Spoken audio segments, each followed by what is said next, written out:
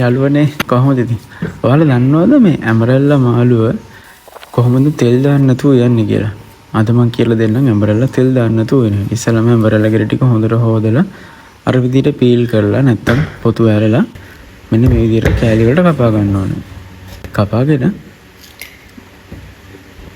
අපි ඉතිරි ටික පටන් ගන්නවා. බලාගෙන ඉන්න කොහොම චුට්ටක්.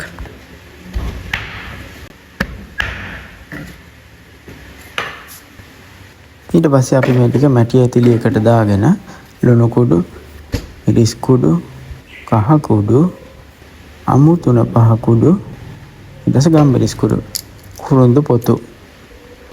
ඔන්න ඔය කියන ඉන්ග්‍රීඩියන්ට්ස් එක උළුහලට 3-4කුත් දාලා පිරිසිදු වතුර කෝප්ප භාගයක් විතර වගේ දාලා ඇඹරෙල්ලව වැහෙන්නේ නැති මට්ටමට මෙන්න මේ මට්ටමට දාලා පියන එකකින් වහලා විනාඩි 10ක් විතර තැම්බෙන්න තියනවා. තැම්බුනහම මෙන්න මේ වගේ තියෙන්නේ.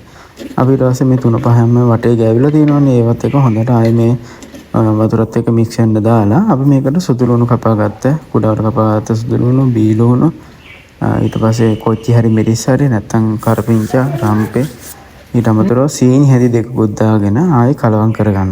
සීනි හැදි දෙකකුත් දාන්න. සීනි දාවම තමයි මේකේ පට්ට රසක් දැනෙන්නේ නෑ. ඉතින් අපි මේ විදිහට හොඳට කලවම් කරලා ආපහු විනාඩි 10ක් විතර තැම්බෙන්න තියෙනවා. ඔය ඔක්කොම ටික රස මේවට කාවදිනවා. ඊට පස්සේ අපි දාගන්න හොඳට උප පොල් කිරි ටිකක් දාලා ආයෙ හොඳට මික්ස් කරලා විනාඩි 5ක් විතර පියනෙන් වහලා තැම්බෙන්න තියෙනවා. ඔයාලා දන්නවද මේ හොද්දේ තික් ගතිය ගන්න කොහොමද කියලා? උකු කිරි සහ උළු හාල්ලට වලින්. ඊට පස්සේ මෙන්න මේ විදිහට අපිට පිසක ඉවර වුණාම අපිට දැක ගන්න පුළුවන් මේ ටික අපිට ලස්සනට මේසෙට වේලකට පිළිගන්නන්න පුළුවන්. ඔයාලත් හදලා බලන්නකෝ මේ විදිහට රසද කියලා ඈ.